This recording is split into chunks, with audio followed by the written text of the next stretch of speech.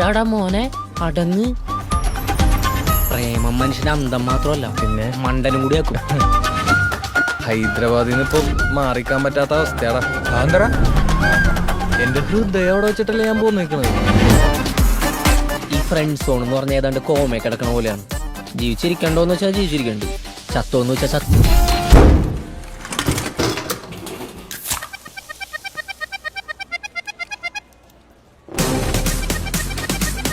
പട്ടിച്ച കള്ളിയാണ്ട് ഇവള്. ഡാടാടാ, നിന്റെ കാമുകിനെ പറ്റി ഞാൻ കുറച്ച് കുറ്റം പറയട്ടെ. എടാ ഒന്നും നടപടിയാവൂല. നിന്റെ നെറ്റിയിൽ എഴുതി വെച്ചിട്ടുണ്ടെന്ന് നിന്നെ കൊണ്ട് ഈ പരിപാടി നടക്കൂല. അങ്ങനെയാണെങ്കിൽ അത് മാരി ആദി. അയ്യോ ആദി